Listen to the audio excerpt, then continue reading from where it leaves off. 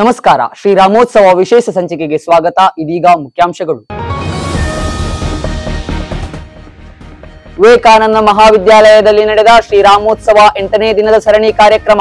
ವಿವೇಕಾನಂದ ಕಾಲೇಜಿನಲ್ಲಿ ನಡೆದ ಶ್ರೀರಾಮೋತ್ಸವ ಸರಣಿ ಕಾರ್ಯಕ್ರಮದಲ್ಲಿ ಶ್ರೀರಾಮಾಂಜನೇಯ ಸ್ಮರಣೆ ಎಂಬ ವಿಷಯದ ಕುರಿತು ಗಮಕ ವಿದ್ವಾಂಸ ಕೋಟ ಶ್ರೀಕೃಷ್ಣ ಅಹಿತಾನಲ ಗಮಕ ವಾಚಿಸುತ್ತಾ ಮಾತನಾಡಿ, ಶ್ರೀರಾಮ ಮತ್ತು ಹನುಮಂತನದ್ದು ಅವಿನಾಭಾವ ಸಂಬಂಧ. ಸ್ನೇಹ ಎಂಬ ಬಂಧನವು ಚಿರಕಾಲ ಉಳಿಯುವಂತಹದ್ದು. ಸುಗ್ರೀವನ ಸಚಿವನಾದ ಹನುಮಂತನು ರಾಮನ ಭಂಟನಾಗಿದ್ದು ನಿಸ್ವಾರ್ಥ ಸ್ನೇಹದ ಮೂರ್ತ ರೂಪವೆಂದರೆ ತಪ್ಪಾಗಲಾರದು ಎಂದು ಹೇಳಿದರು. ಜನನಿಕೆ ನಿಮ್ಮರಸನನುಪಮ ವನರುಹಾಂಗ್ರಿಯ ಸೇವಕರಿಗೆ ಈ ನೆನಗುದೊಡ್ಡಿತೇ. ನೀರದಿಯನು ಉತ್ತರಿಸಿದಂಗವನು ಜನನಿ ಚಿತ್ತೈಸು.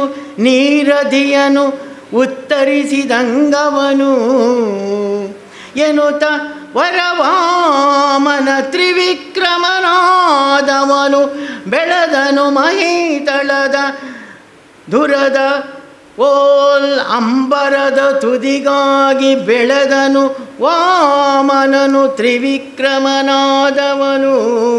ಶಿವನ ಕಾಯದ ಕಾಂತಿ ಮೈಯಲಿ ಕವಿಸಿದುದು ವದನ ಉದಯದ ರವಿಯವನು ರಂಜಿಸಿತು ತರಾಗಣದ ಹುರಿಯಂತೆ.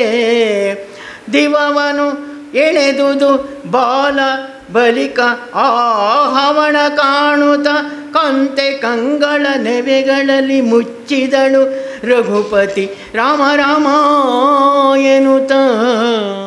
ಸರಣಿ ಕಾರ್ಯಕ್ರಮದ ಉದ್ಘಾಟನೆಯನ್ನು ವಿವೇಕಾನಂದ ಪದವಿ ಕಾಲೇಜಿನ ಪರಿಚಾರಕಿ ಗಿರಿಜಾ ದೀಪ ಬೆಳಗಿಸುವ ಮೂಲಕ ನೆರವೇರಿಸಿದರು.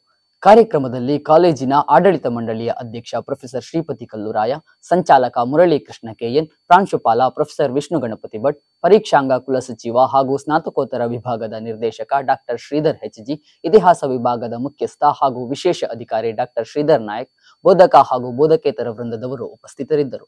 ಕೊನೆಯಲ್ಲಿ ಶ್ರೀರಾಮ ಭಾವ ಪೂಜೆಯ ಮೂಲಕ ಕಾರ್ಯಕ್ರಮ ಸಂಪನ್ನಗೊಂಡಿತು. ಇದಿಷ್ಟು ಈ ದಿನದ ಶ್ರೀರಾಮೋತ್ಸವ ಸರಣಿ ಕಾರ್ಯಕ್ರಮದ ವಿಶೇಷ.